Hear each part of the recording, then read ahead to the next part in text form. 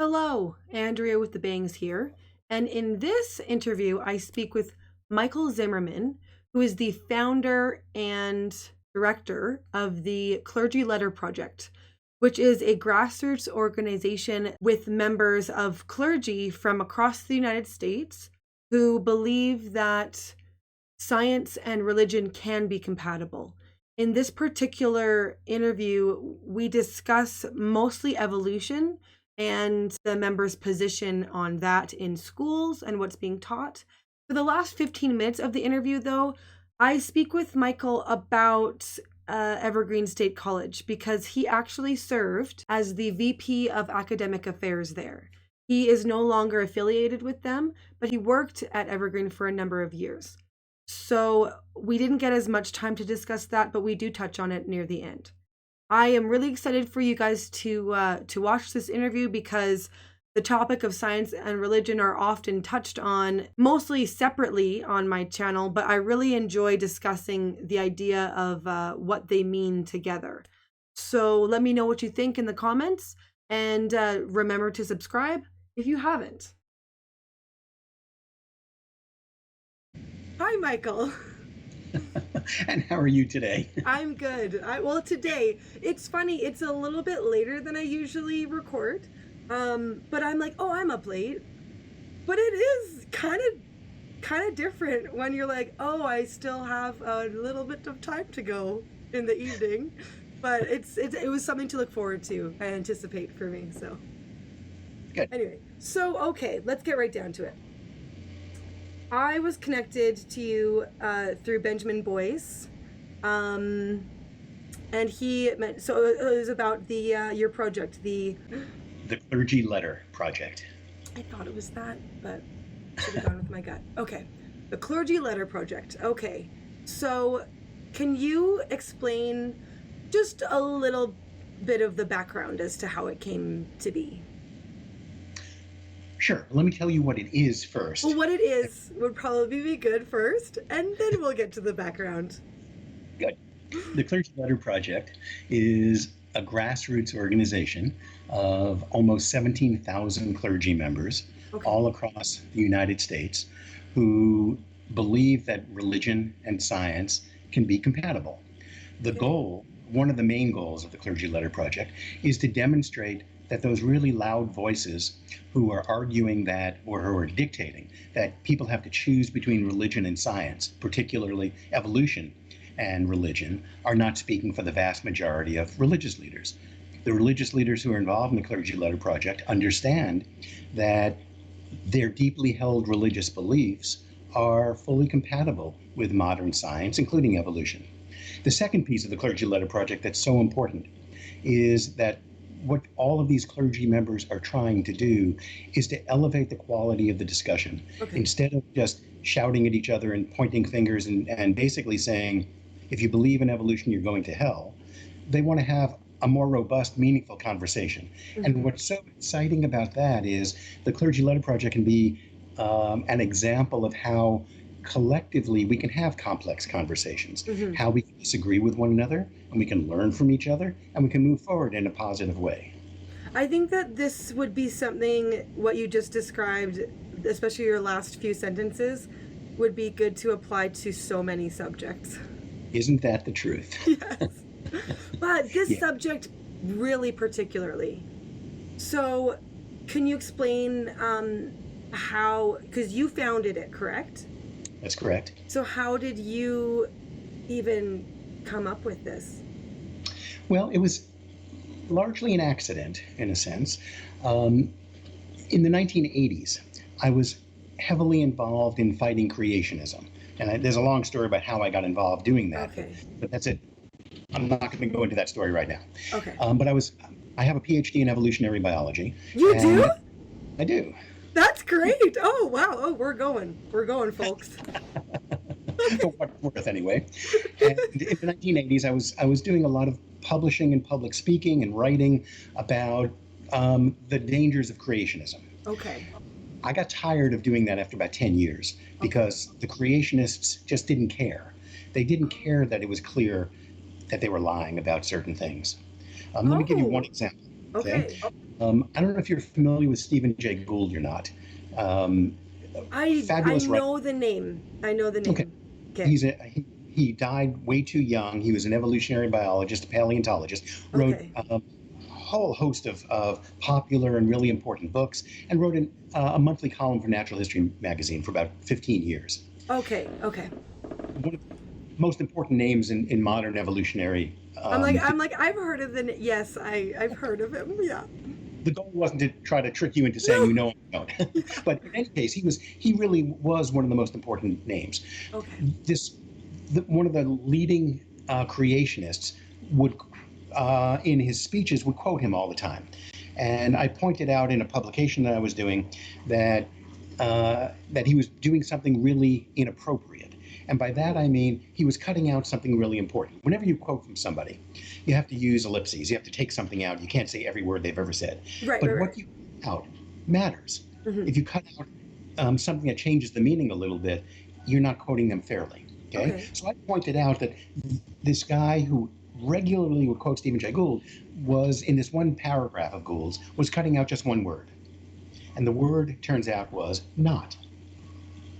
So you take the word not out of a sentence in a paragraph, and it changes the meaning. Oh my goodness. Yes. So I was publishing this thing in a newsletter that I was editing for an organization, and I gave him the opportunity to respond, and he refused to. But he also refused to stop quoting Gould incorrectly. And I got fed up because it wasn't working. I mean, these creationists just didn't care. So I stopped.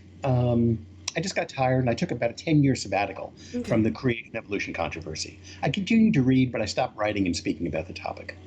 I was minding my own business as an administrator, college administrator in Wisconsin, and the phone rang, and this guy at the other end said, "Do you know what's going on in Grantsburg, Wisconsin? And what are you going to do about it?" And I said, "I'm sorry, I don't know who you are. I've never heard of Grantsburg, Wisconsin. I don't know anything that's going on there, and I don't plan to do anything at all about it. Thanks very much." Okay. Well, it turns out he explained a little more, explained how he got my name and why he was talking with me. Grantsburg, Wisconsin was a really small town in Wisconsin, about 1,200 people. And the school board there was implementing the most restrictive school legislation in the country, where they were mandating that creationism be taught that creationism be taught in their public schools. Yes. And a couple of people in town, some doctors, some lawyers, a vet, were really upset about this, and they wanted to push back, and they asked me to help. How could I help them? Okay. So when I heard what they wanted, I started getting involved in Grantsburg, Wisconsin. I did a lot of organizing, and I wrote some petitions and got hundreds of signatures from a whole range of groups, from biologists and religious studies faculty members and anthropologists and geologists and middle school and high school science teachers. And it really wasn't working.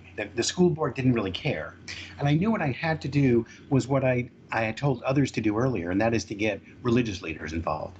Because whenever people are pushing creationism in the public schools instead of science, they don't want to hear from scientists. They want to hear from religious. They don't know they want to hear from religious leaders, but they really want to hear from religious leaders, because so many religious leaders recognize not only that the science is good science, but the narrow view of religion that's being pushed by these creationists contradicts their religious views.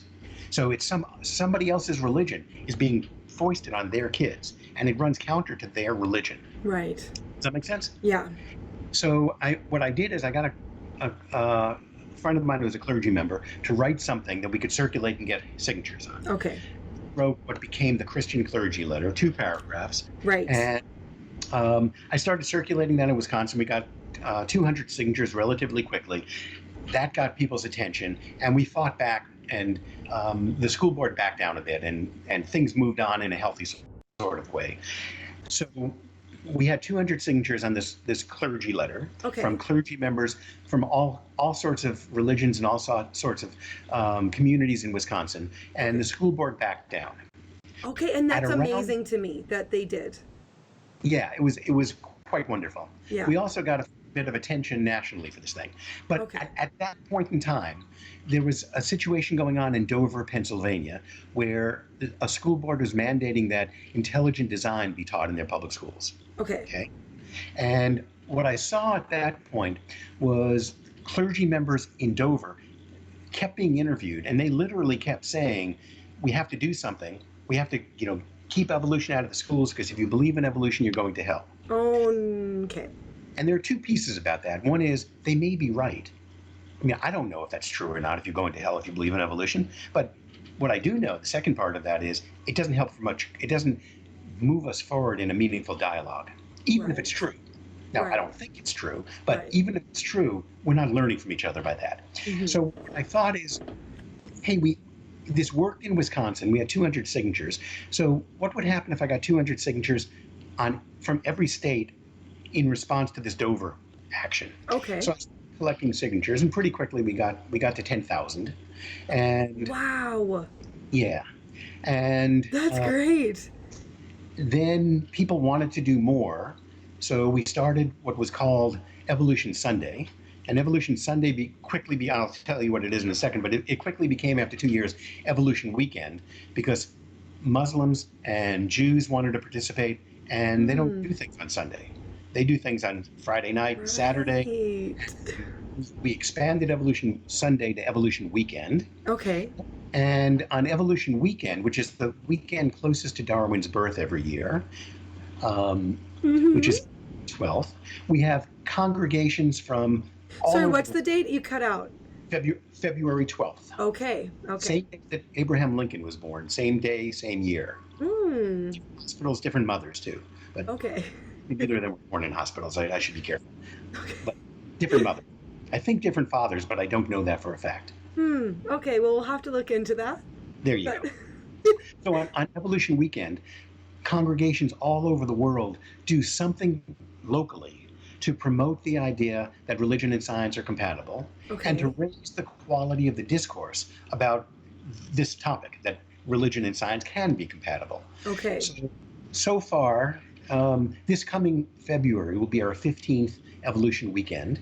Wow. And we've reached the numbers to me are kind of amazing. We've reached over 1 million people in the pews, in the congregations live. And we've reached, I can't even tell you how many times that number through newspaper reports and blogs and all these other things commenting on Evolution Weekend. Okay. And I knew we were successful in 2009, which was the 150th anniversary of the publication of On the Origin of Species by Darwin, and the 200th anniversary of his birth. And Fox News ran a piece, and NPR ran a piece. And they both were positive. So if you have NPR and Fox independently both saying good things about what you're doing, maybe you're doing something right. Right. So that's exciting. Okay. I think that I read, you have the Christian letter on your website, the Clergy Letter Project website, right? That's correct. Okay, I quoted it to you in the email I sent you. So I wrote the quote down because I wanted to read it because it just really struck me. Sure. So I'll be quoting back your words, I believe. Yep. Or whose words? The words of a United Church of Christ minister. I didn't write the clergy. Oh, okay. So I'll be quoting his words. Okay, what's his name? His name is John McFadden. John McFadden. Thank you for these words. Okay. So religious truth is of a different order from scientific truth. Its purpose is not to convey scientific information, but to transform hearts. That just mind-blowing to me. It so succinctly articulates in a very sort of summarizing kind of way what I have been trying to get at with the past few interviews I've done on my channel is in this sort of meaning crisis, trying to understand what it is truth is and where to find it, but for different purposes, for different things. So could you, even though they're not your words, I'm sure you've meditated on such things. Can you go into what that means a bit more? Sure. One of the things that it means, the simplest thing at the very base level, is that religion and science are looking to do different things. Okay. They have different goals. Okay. Religion is looking, and I want to be careful because I'm not a religious leader. I speak for lots of religious leaders, but I'm not a religious leader myself. I'm a scientist. Okay? So I can talk much more knowledgeably about science than I can about religion, but I find myself talking about religion given the work that I've been doing, because I can't always have a clergy member sitting next to me talking for themselves. So what the religious leaders I've come to know so well and I've come to respect so much over the last several years, what they're trying to do is look inside of people, have people look inside themselves and ask, what's good about you? What's good about your community? What's good about life? What's good about the world, and how can I make the world a richer and better place? How can I build a community that is beyond just me and looks externally to connect to something else? Now, that something else can be beyond human, but it also can be a community of humans and a community of the natural world and a community of something beyond the natural world. That's the truth, I think, that religious leaders are looking for. Scientists, on the other hand, are doing something that's different. They're looking for a different kind of truth. And one of the things that's interesting is when the clergy letter, the Christian clergy letter, and I want to make it clear, we now have 5 different clergy letters. Different members of different religions wanted to be involved. So I kept saying to them, hey, if you write one, we'll put it up and collect signatures. So we have a rabbi letter, which is different from the Christian clergy letter because rabbis have different beliefs. We have a Unitarian Universalist letter. We have a Buddhist letter. And we have a humanist letter as well. So what scientists are doing, they're always looking for truth. What's so much fun about science, and I can say this comfortably because I am a scientist, is we look for truth, but we never know when we find it. Because everything we think we know right now, we have to remain open to the possibility that the next experiment, the next 100 years will teach us even more, and we'll learn more than we know now, and we'll have to change the truth as we see it. So we don't know when we find the truth. We don't know how much closer we're getting, but we're always striving to find it. And that's what makes science so much fun. But can you explain how you think that these two things are compatible and that one doesn't deny the other, which is what a lot of people would say? Sure.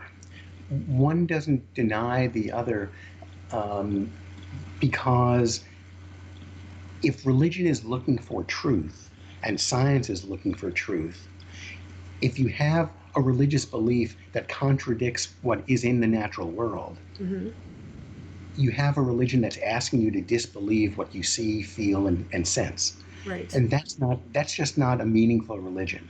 Okay? So if religion is asking you to not accept scientific findings, there's a problem with religion. What religion, the problem used to be that religion was defined as people looked to religion to explain things they couldn't explain otherwise. And they were talking about religion or God being a God of the gaps. God came into being when there were gaps in our knowledge. So God explained all these things we couldn't understand. Okay? As science has proceeded, the gaps in our knowledge base have gotten smaller and smaller and smaller. And if that's how you define God, as a God of the gaps, what you're doing is diminishing the God of your religion dramatically with every scientific advance. And there are very few people who are true believers in a meaningful God, in a meaningful religion, who want to diminish their God in that manner. So there's no way that religion and science from that perspective can be in conflict with one another. Now, some people say that science is in conflict with religion because science leads to atheism and disproves the existence of God. That's what I encounter quite often. A lot of people say that. And it's funny. Maybe it's not funny. What's interesting is science, I believe, is one of the few disciplines that humans participate in that self-limit itself. That is, science, there are certain aspects of the world that are beyond the reach of science. Okay? Science deals with the natural world. It doesn't deal with the supernatural world. Now, there are plenty of people who don't believe there is a supernatural. That's what I was thinking.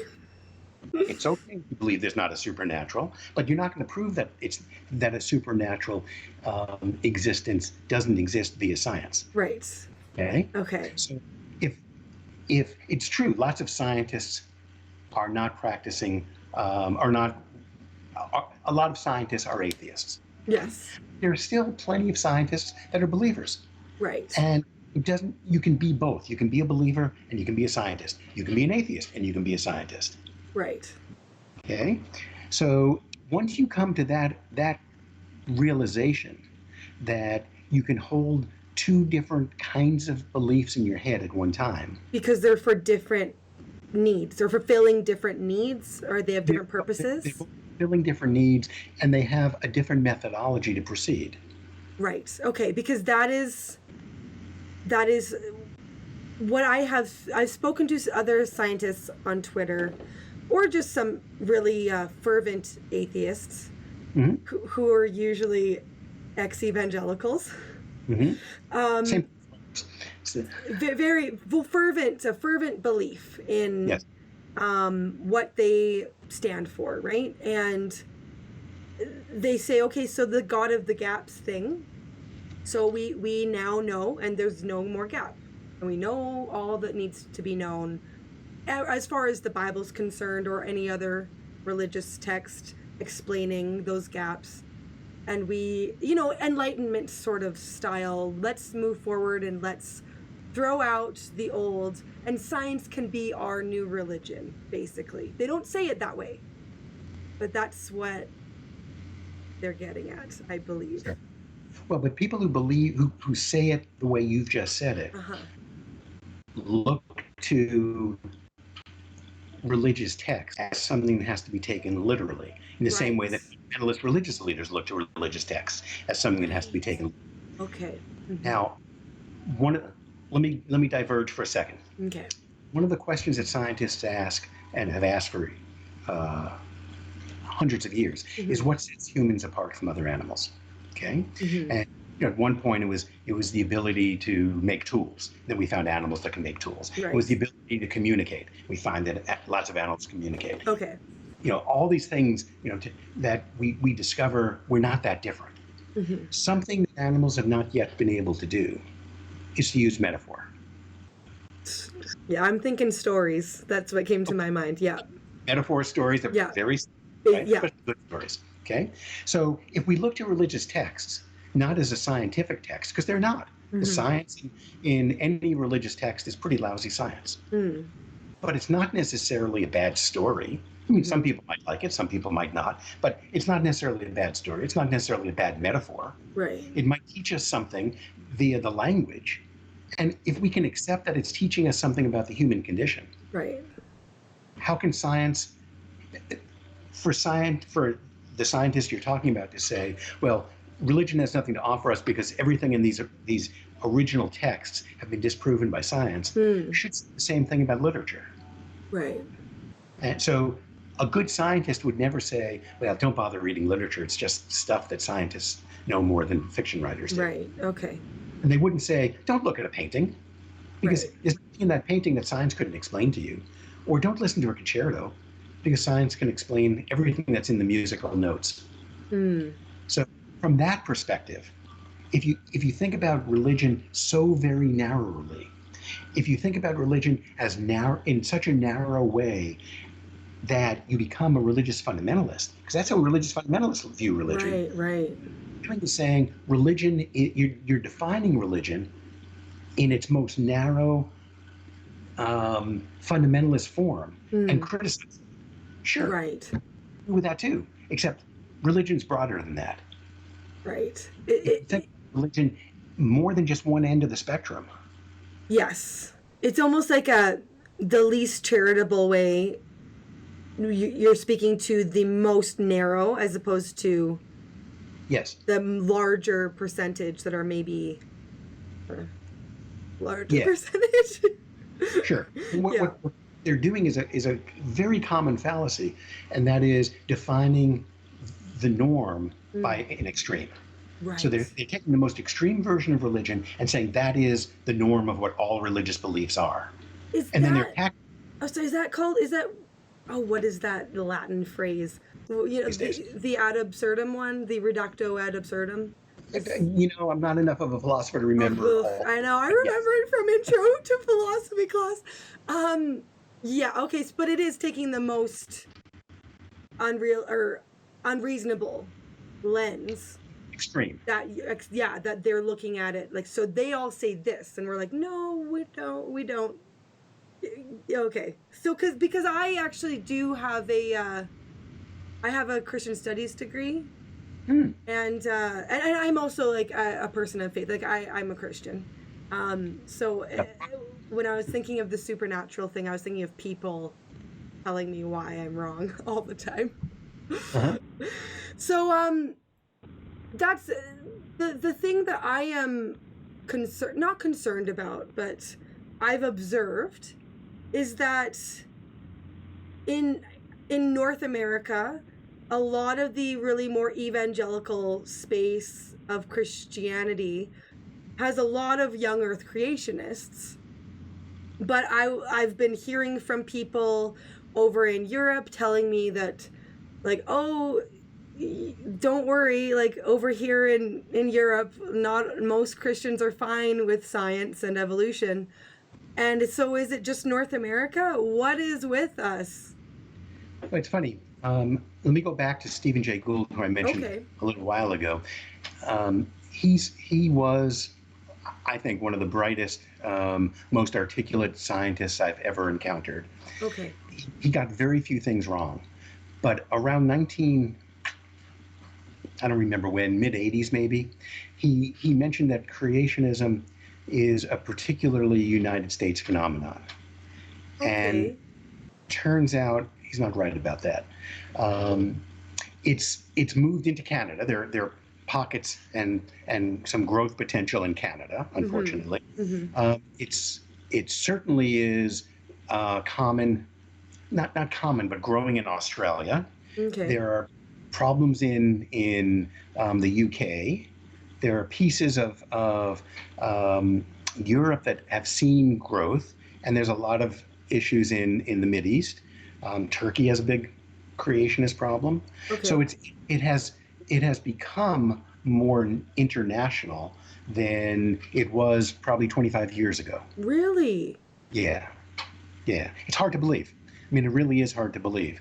But you see issues are popping up all over the place. It still is the creationists themselves and the strict fundamentalists, especially young earth fundamentalists, are still loudest in the United States. Okay. But there are pockets elsewhere. Let me tell you a funny story. Back in the 1980s, when I was doing some of this work, I was in Australia interviewing people. And there was a problem in Australia with creationism being promoted in schools, okay, in the same way it was in the United States. What was really quite bizarre is the Catholic Archdiocese in Sydney pushed really hard against creationism, because they said creationism is not going to be taught in our religious schools because it does a disservice to science, but it also does a disservice to Christianity and to Catholicism. Okay, so the Archdiocese said no. In the north of Australia, in the deep north, Queensland, the Premier of Queensland mandated that creationism be taught in public schools. So you have the Catholic Church saying, we don't want any part of this, and you have the government saying it has to be taught. What? Yeah, so it's exactly backwards of what was happening in the United States. Oh, wow. Yeah. So, do you know, at least it might be outside of the United States now, but do you have an idea why specifically in the US it took hold? How long has, so let me ask a different question. How long has that strict 6 day and 1 day of rest, I guess, but 6 days of creation strictly, and 6,000-year-old Earth, I guess, how long has that been a thing? Because it hasn't been, I know, I studied the church fathers. I know that many of them were fine with the idea of ages. So do you have an idea? Is it the 6,000 year Earth thing? Someone counting the genealogies? Well, that's where the 6,000. It was Bishop Ussher Okay. in the UK who way back 1600s Okay. did the counting and came up with a date and a time. Okay. I think it was, what was it, October 23rd, 4004 BC. Okay. 9 was when the Earth was created. Okay. Oddly enough, in 1859, when Darwin first published his ideas on the origin of species, Okay. it wasn't nearly as controversial among religious leaders as he thought it was going to be. Okay. Okay, it became way more controversial about 50 years later, and it hit a peak in the States around the 1920s. Okay. Okay, and it manifested itself in its biggest form, one could say, with the Scopes trial, which was in 1925. Oh, right. And the Okay. Scopes trial, became a well-known movie and a play, Inherit the Wind, which was a dramatization of real events. It was overdone, but it still played out in the same kind of way. And what happened was, it was right around that time that prohibition in the United States was voted in. And a lot of conservative people in the States realized through legal means they can control the behavior of other people. Okay. And they got prohibition voted in, and they said, well, that has to do with, in their minds, morality and behavior. And they said, what can we do next? And they said, well, when people talk about evolution, they're talking about humans not being separate and special. They're just animals. We need to stop that kind of teaching. Okay.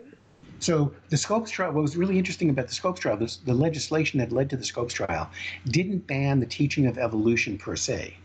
It only banned the teaching of human evolution. Okay. And I actually I come from a conservative background, and so I can see exactly that logic for them. Yeah, but and at some level that makes perfect sense. But from a scientific perspective, why would you stop there? Everything falls apart. Yeah.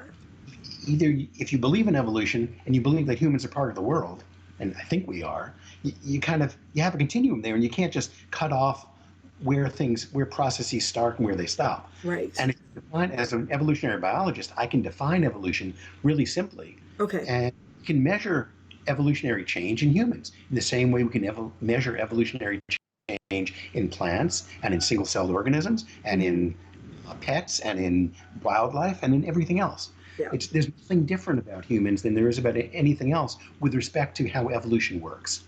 Okay. So, but then you defined what does separate us from animals in the sense of the metaphor story idea. And is that enough for now? Yeah, I suspect as we teach more and more animals to communicate with us, great apes, for instance. Right. I would be, sooner or later, one of them is going to tell us a story. I don't know how many millions of years. Well, you look at some of the hand signs that some animals can do, and how they can, the gorillas that have been communicating. Right.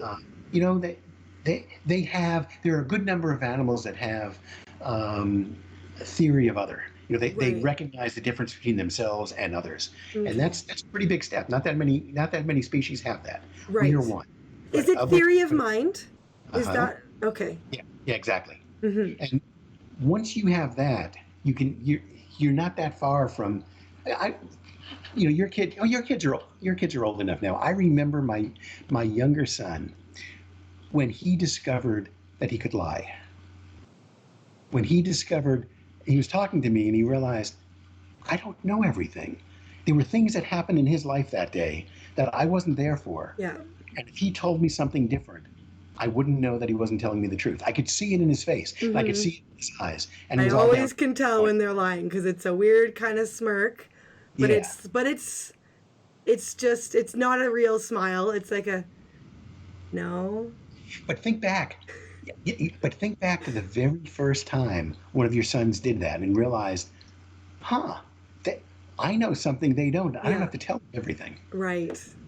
I mean, It was a that's big amazing. step for them, one small step for man, one giant leap for mankind. Right, it is. Oh, that's so fascinating. But that is something that is difficult for, I mean, I don't, oh, I'd be interested to hear what some of the clergy who wrote some of the letters, where they would stand. The idea that, oh, what if another species evolves? How are we set apart then? That's kind of a thing in religion. Sure, but think back. Humans came into being in our modernish form about 200,000 years ago. Okay, over the last 200,000 years, how many species of Homo, out the genus Homo, how many species were there? Now we're the only ones left. Right. Oh yeah. But There were a number, weren't there? Yeah, there used to be others, and we coexisted with them at the same time. Right. So think about what would that be like if there was another species, very similar to us but different. Well, I was thinking of the Neanderthals. Okay, wait. How do you say that word? Is it Neanderthal or is it Neanderthal? I've heard both. I think it depends on your preference. Because I feel ridiculous saying Neanderthal.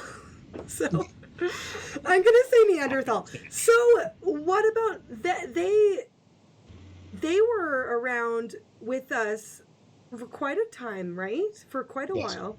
Mm-hmm. And then we either outbred them or killed them, right? They went extinct on their own. Did they? Okay, I've read a couple theories. It's hard. Well, there are a number of ideas, and it's unclear what the reality is. Well, what do you think? I think it was a combination of them having trouble. Their numbers were declining because they were unable to deal with basically the climate change that they were experiencing. Right. And they were outcompeted by us as well. We did interbreed with them. There's no question about that. Yes. So that, were they, how we usually define a species as two populations that cannot interbreed. Right. But we did interbreed with Neanderthals. So were they a separate species? Well, they were different. Mm-hmm. But that's the whole concept of what evolution and the origin of species is. If species don't grade, if they don't merge into one another, if they all were distinct, it would be easy to define a species. But if they evolve the way we think they do, mm-hmm. and one forms from another, at some point you're going to have the beginnings of two that can breed a little bit until they diverge far enough. So right. If the fact that there are boundaries between species that are porous is exactly what evolutionary theory predicts. Right. I mean, exactly what Darwin predicted. So the fact that we interbred, not really successfully, but to some extent, with Neanderthals is exactly what we predict for two species of Homo to be there at the same time. Right. That were diverging from one another. Okay, so do you have, I if you don't know this, it depends on what you've seen on Twitter, but there's two things. One, I know Brett Weinstein has talked about how evolution is not being taught properly in schools. Are you? Sure. I don't actually see. I don't know what's being taught in schools, and it's, I think, at the basic level that's being talked about, that he's referring to. Do you think it's not? Do you think that there are bits missing in the curriculum? I know you don't know all the curriculums across the United States, but do you have any thoughts on that? Well, back in the 80s, that's a long time ago. I'm old. I did a whole bunch of research on exactly this topic. Okay. And there were two things that were going on. First, evolution, when it was taught, wasn't being taught very well. Okay. And more importantly, it wasn't being taught very much. And it wasn't being taught very much because Well, for two reasons. First, teachers weren't taught very well, so they didn't know enough about evolution to teach it well. But also, there was enough pushback from parents that there was teachers and administrators were scared to teach evolution. Okay. Because parents complained. That's still going on today. Right. So we still have far less evolutionary theory and evolutionary biology taught in basic biology classes in middle school and high school than we should, because people consider it to be controversial. Okay. It turns out in the scientific world, it's not controversial, and it turns out it's a remarkably simple concept. It doesn't take, you can teach basic evolutionary theory to a middle schooler really simply. Okay, I'm the middle schooler. Can you... Like a middle schooler? Hypothetical? Like, can you do a quick little evolution 101? Sure. All organisms are composed of genes. Mm-hmm. Okay? Genes are what controls so much about how we look, how we act, how we do various things.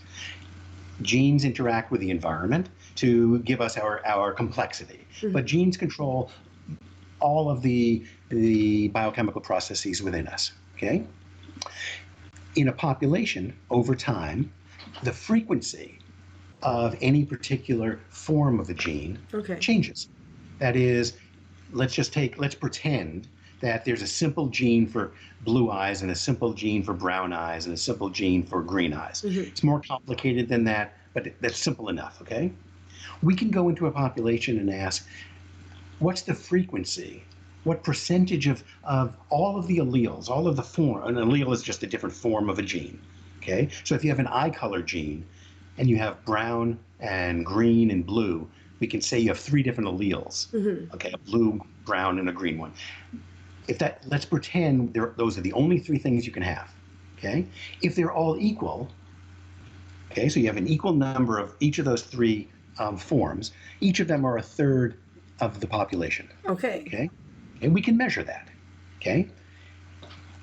Come back 10 years later and measure the frequency of these eye color genes. If it's changed, so we have more blue eyes than we had before, mm-hmm. what we've seen is an evolutionary change. We've seen the change in allele frequency in a population. Okay? That's all evolution is a change in the forms of genes in a population over time.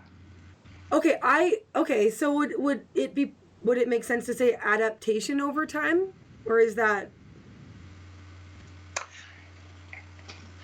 changes in allele frequencies, changes in genes, come about for a number of different reasons. The most interesting, but not always the most important, the most interesting is when individuals with certain sets of genes are better able to reproduce. They're better able to reproduce because they're better adapted to their environment. When you're better adapted to your environment and you reproduce more, the copies of the genes that you have that have led to you being better adapted end up in more offspring than those genes, those alleles that are more poorly adapted. Right. So those will be bred out in essence. There's natural selection against those genes. So genes, it turns out there are at least 5 different reasons that gene frequencies change in populations. Right. Natural selection, which leads to adaptation, is as I said, is typically the most interesting. But it's not necessarily always the most important. Okay. And we're not going to do a whole middle school. And I'm like, there's what other selections? No. I am just too much of a, teach me. Yeah. But the fact is there are other factors. Right. And they're all interesting. Mm-hmm. But when we talk about evolution, it seems like people only want to talk about natural selection because, as I said, it's the most interesting. Right. And then, there's sexual selection, and that's the only other one I know. Well, actually, sexual selection is part of natural selection. Okay. Then I don't know any other one. There's migration. If individuals come to a population from another population. Okay. That changes gene frequency. Okay. There's mutation. Okay. Oh, wait. This is good. This is what the creationists often use as a reason why, as you probably know, evolution cannot have happened because all mutations that we see occurring today are usually to that particular individual's detriment. Yeah, that's true. Because of the word you said, which is usually. Usually is different from always. Okay. So there are plenty and plenty and plenty over millions and millions and millions of years, mutations that change things to make them better, to make them different. Okay. One of the ways that happens so often is you end up with gene duplication. So we end up genes, instead of one set of copies of a gene, you end up with another set. And that means that that second set is free to vary because the first set can continue to do what it was doing before. Okay. Okay? But in any case, mutation, without mutation, without some kind of change, bringing in new possibilities into a gene pool, you wouldn't end up with meaningful evolution. Okay. But that's another way that evolution occurs, through mutation, through migration, through natural selection, and there are two others, but we'll talk about it later. Okay. So audience, I'm sorry, but no, I'm not sorry. This was it was informative, and I learned something. Clearly my school failed me. Well, I don't know if it failed you, but it probably taught you evolution the way most schools teach evolution, and that's poorly. I mean, I know the term at natural selection. That's why I also thought about the adaptation thing, because that's one of the things I remember. Yeah. So, okay. Thank you for that little lesson. Let me go one step further and move away from evolution for a second and talk about really the bigger issue of creationism, the bigger problem with creationism. Okay? Because while it's true that I'm an evolutionary biologist and I care about evolution. Yeah. Okay, that's true. Yeah. That's first. Second, you really can't understand anything about biology without understanding evolution. Okay. That's true too. Okay? That's not the biggest reason why we should be worried about what the creationists are doing in all forms. And the bigger reason is they want to redefine science in a way that takes the science out of science.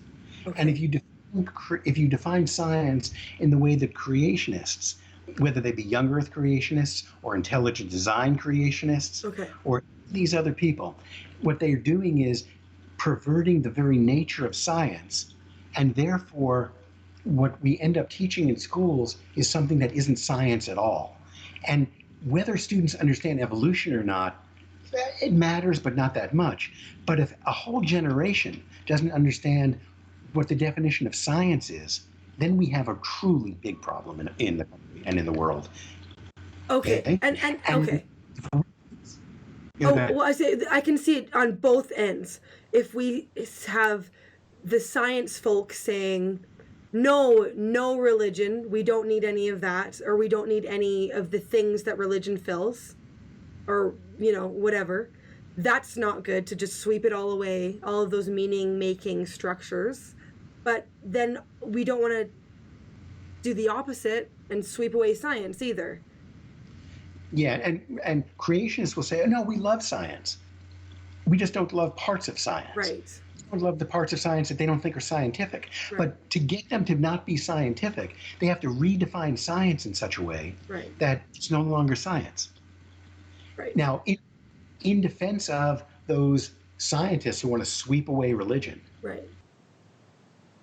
if they want to sweep away religion from the science classroom, I'm okay with that. But if they want to sweep away religion from society because they don't like it, that's something else again. Well, I actually have a question about intelligent design and that part, because I need a more clear picture as to what is being taught and what is being objected to, because as far as I thought intelligent design goes, was that it's just suggesting that something, that sort of teleological first mover kind of idea, like and something, you could say God or whatever, made started the Big Bang off. Like, that's kind of what I thought it was. A designer. Yes, but it isn't. If you go back, No, that's why I'm asking. I'm like, I don't know yeah, if I know it. Yeah. no, if you go back far enough and ask what was here before the Big Bang, and you want to say there was a prime mover and maybe it's a god, it's not clear to me that science can address what was here before anything was here. Okay. Okay? That I think science can just take us back to the instant of the Big Bang. But I don't think I'm out of my league here because I'm neither a philosopher nor a physicist, especially a quantum physicist. Not convinced that science necessarily can take us back before the Big Bang. Okay. But intelligent design attempts to do so much more than that. And one of the common pieces today of intelligent design is the concept of irreducible complexity. Have you heard of that term? Yes, I actually have. Yeah, I'm remembering it now. It's coming back. Yeah. Okay, and this is really important because this is what people were really pushing in public schools before the U.S. Supreme Court ruled that intelligent design and irreducible complexity was not scientific and was a religious doctrine. So it can't be taught in public schools. Okay. What irreducible complexity says is there are some things in the world around us, in the biological world, that are so complex that they could not possibly have evolved from simpler things. Okay. You couldn't get to this complex thing by building up smaller, simpler things. Okay, the complexity is so complex, it's irreducible. Okay. Take away any part and the whole thing falls apart. Okay. Now, let me say there are two problems with that. The first is there are two poster children, if you will, for irreducible complexity. The first is blood clotting enzymes. Okay, what people have said for years is blood clots in a certain way because there's this whole cascade of enzymes that have to work. Take away any one of them and you bleed out. Okay. So the only way you and I can have blood clotting enzymes is if somebody created it exactly as we found it today.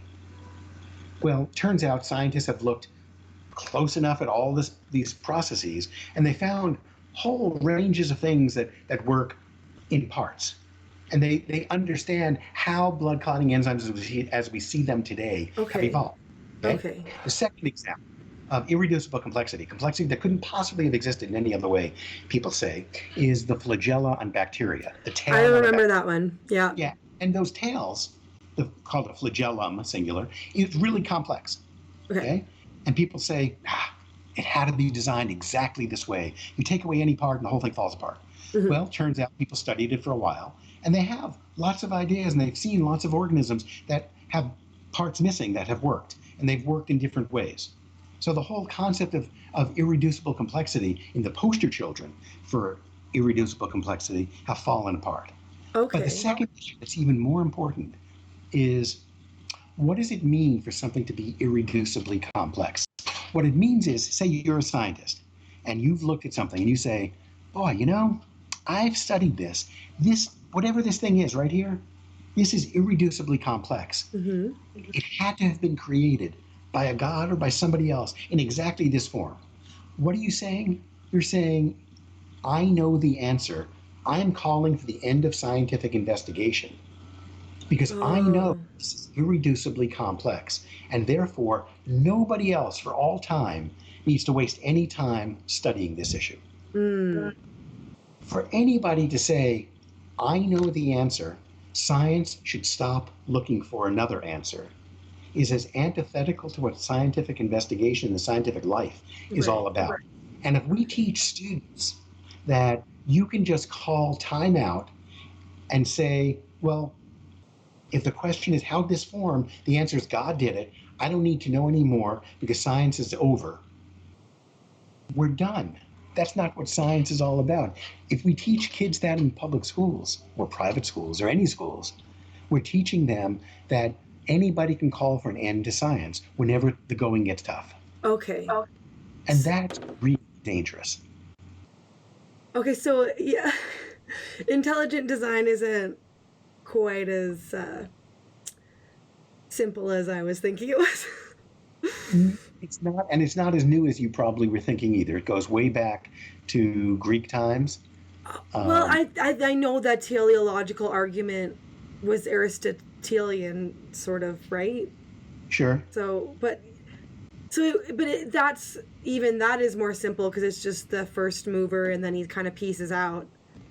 but Yeah. but And plenty of people who believe in theistic evolution, that a god started the process and left it to the natural processes to get us right, where we and are that's today. kind of what I was thinking that Sure. that intelligent design was. So I see it's Yeah, and it's not. It really isn't. And for most true mainstream creationists, the people they dislike more than evolutionary biologists are those who believe in theistic evolution. oh shoot. Yeah. Yeah. Sorry. Whoops, because like, is it you're an apostate, like you're a Yeah. traitor It's bad. type thing? Not good for you.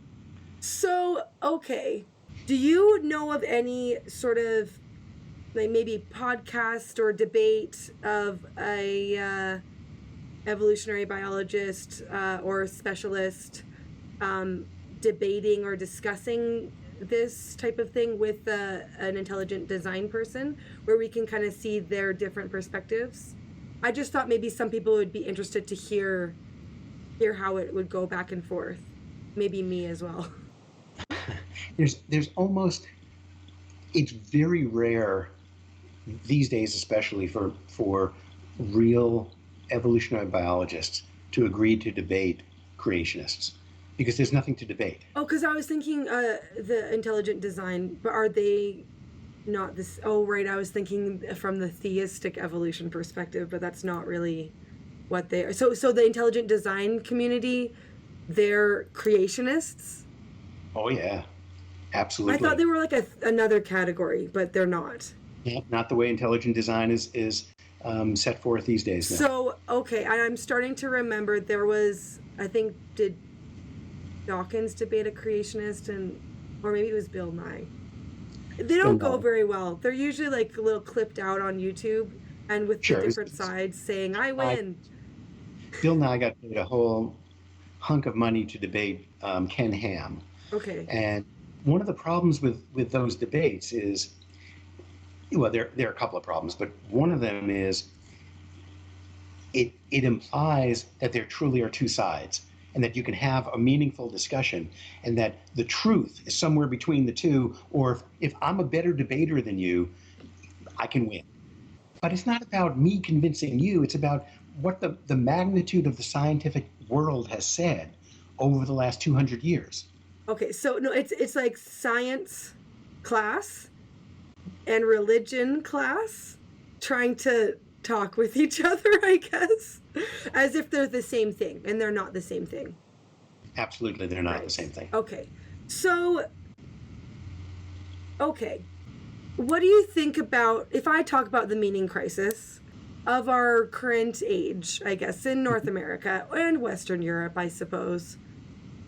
I mean, the sort of, there are a lot of thinkers talking about this. Jordan Peterson comes to mind. Clean up your damn room, that kind of. I mean, but a lot of other sort of members of the intellectual dark web kind of space discuss what to do in the future.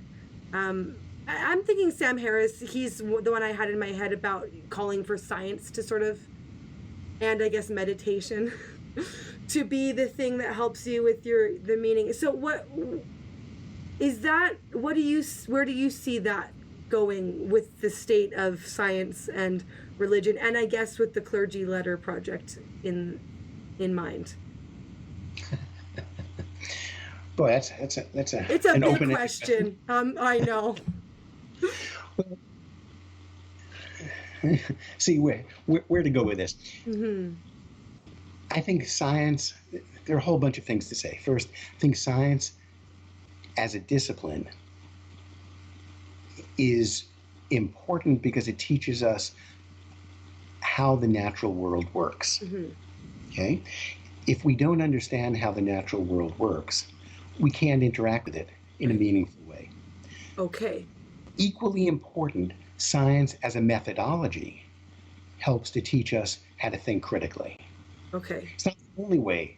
It's not the only way we can learn to think critically, Mm-hmm. but it's a really important way to think critically.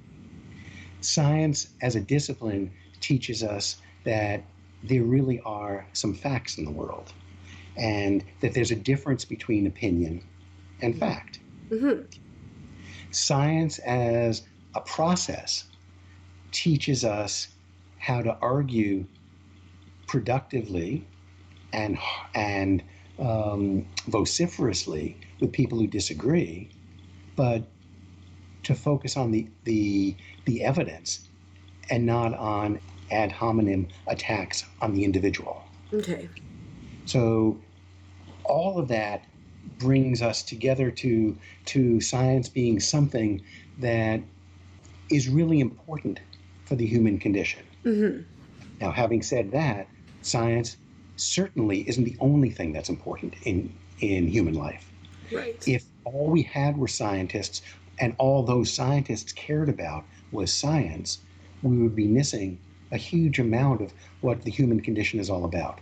If we had no fiction and no art and no music and perhaps no religion, what a sad world. Absolutely. Yeah. But what we do need to be able to do is to think in whatever area we're working in, we need to think critically. Right. We need to be able to interact productively. Okay. We need to be able not always agree with one another, but to disagree productively. Okay. And to do that, we need to do a couple of things. We need to know how to listen. Mm-hmm. We need to know how to empathize. Mm-hmm. We need to know how to respect. And we need to know how to put ourselves in the place of somebody else to begin to understand why they believe what they believe, even if you know what they believe is wrong. Mm-hmm. Because some things are wrong. Some things, there are opinions, and some opinions are equal to other opinions, but there are also some things that are just absolutely incorrect. Right. And it's worth understanding for me to be talking with you and to understand, why do you hold that opinion? And right. Why is it different from mine? Instead of just criticizing you and attacking you. Right. Share in a more meaningful way. So science gives us one avenue, one way of getting into each other's head, if we allow it. It's not the only way to do that, but it's one way to do that. Okay. And that's what's so frustrating, to make a big transition. Mm-hmm. That's so frustrating about what's going on college campuses around the world right now. I was going to ask you about Evergreen next. Yeah, well, so let's just segue right in there. That was smooth, right? It's not Evergreen, but when we are so willing to demonize the other, mm-hmm. even when the other is so similar, but they have a little bit difference of opinion about something, mm-hmm. we demonize them. Mm-hmm. When they use the wrong word, we demonize them. Mm-hmm. If we can't have meaningful discourse and productive disagreements on college campuses, I fear there's almost no place in society we can have those disagreements. Mm-hmm. Society is so much worse off if we can't figure out how to disagree with one another and learn from each other.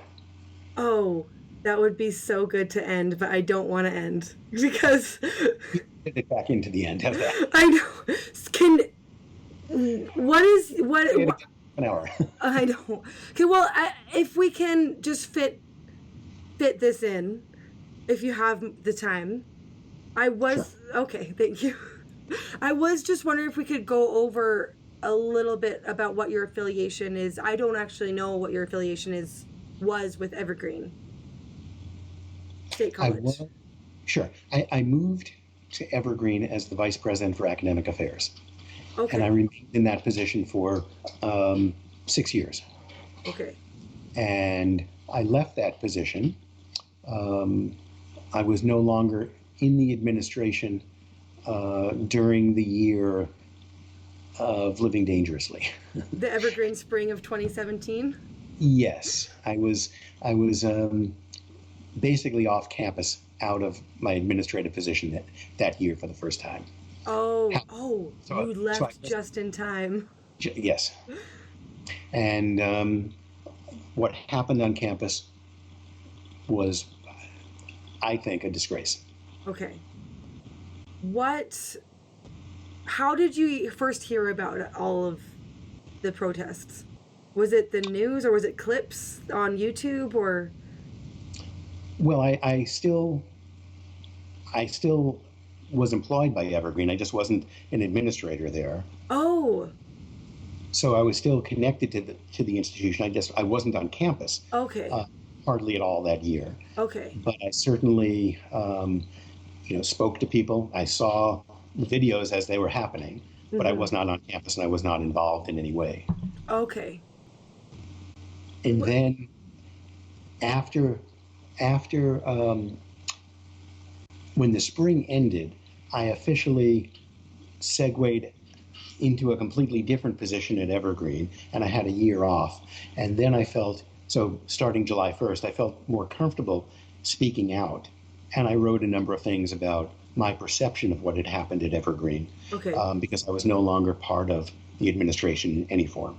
Okay. And that antagonized some people on campus, because my view of what was going on was different from some people on campus. And at Evergreen, especially at that time, it was, as Brett so easily found out, it was not acceptable to have an alternative view to some people's opinions. And as Brett found out more than anybody else, calling for more discussion and more questions, calling for a richer discourse, was a dangerous thing to do. And it's the opposite of what our whole conversation has just been about, what you've just laid out for disagreeing in a rich, sort of learned manner, I guess, or learning from one another. Exactly. And learning from one another doesn't mean that you accept injustice. Right. It doesn't mean that you're promoting unfairness or inequities, but learning from each other and looking for productive solutions to make the world a better place. Learning to listen to each other and wanting to have conversations about how to make the world or the community you live in a better place doesn't mean that you're accepting injustice or inequities. It means you're looking for ways to improve the world and recognizing that there may be multiple ways of doing it, or the one way that one person promotes may not be the best way. Right. It may be the best way, but let's interrogate. Let's ask questions. Let's hypothesize about what might happen if we do this. Would it make things better, or would it make it worse? Right. And if we all agree we want to get over here, we want to get to this point, figuring out the path to that point doesn't make us evil. If we have a different path, and doesn't mean that you're more righteous than I am, or that I'm more righteous than you are. Right. We all can be equally good if we want to get to the same place, or even if we want to get to different places. Let's discuss that too. Right. But let's have discussions about what do we want, how do we want to change society. That's a good thing to do. It's just you can't. Well, I think it's good too. You just can't enforce it in the way that they did. Yes.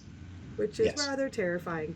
So, are you still affiliated with them, or have you moved on? As of this last July, I officially retired from Evergreen. Okay. So I am no longer affiliated with them. Is it? Okay, if you don't mind me asking, is it sad that that's what that school is now to you at all, or it seems sad to me? I think it's terribly sad. Evergreen had an enormous amount of potential, and it squandered it. It made itself so narrow. It cut out. It acted, and the Evergreen Spring was a culmination of activities that led to it. It was the culmination of a worldview that it didn't arise out of nothing. Right. It came about for a whole bunch of different reasons that other people have other ideas. I'll point people to Benjamin Boyce's many-parted documentary series. Absolutely. Um, but what it did was squander the goodwill, and it went against what a good, truly meaningful liberal arts college should be about. And that is teaching people to think critically, teaching people how to ask really important questions, teaching people how to share ideas with others, and take some of their ideas and share your ideas and come up with something that's richer than any one of us can do on our own. What good faculty members should be doing is teaching students how to think, not what to think. And what we saw in the Evergreen Spring, which again came about through a whole lot of, it didn't arise de novo, it came about through a good deal of time. It was people learning what to think, not how to think. Right. People were parroting ideas as opposed to thinking about how to make the world better. Right. Well, Evergreen, I hope you find your way back to those ideals just explained here. I think this has been such a great discussion, and you've really I hope that a lot of people will check out your project, because it is, I think, a lot of those individuals that I interact with that are on the sort of atheistic camp have a very narrow view of what religious people all believe, and it's that fundamentalist view. Sure. You know, oh, they all think it's this literally and that literally, and different faiths, not just like Christianity, but Judaism and Islam and Buddhism, and the different letters are really, I think, revealing about there's more than what you think. So check it out, people. And just to summarize, we have almost 17,000 clergy members who are urging school boards across the country to teach evolution. Wow. They're the loudest voice for the teaching of high quality science of almost anybody. There's a religious leader saying this. That's kind of exciting. Right. I mean, and what they've done this year is for Evolution Weekend, they've adopted as a theme how religion and science can work together to combat the climate crisis. Oh, So, I love that. you know, what they're saying is religion and science often come to the same conclusions about a whole bunch of issues. So the Clergy Letter Project, for instance, has spoken out against homophobia. It's spoken out against Islamophobia. It's spoken out against putting children in cages. It's spoken out in favor of doing something about caring for the natural world, because these clergy members understand science tells us we have to do something, and these issues are, you know, homophobia and Islamophobia is just wrong scientifically, but it's also in racism.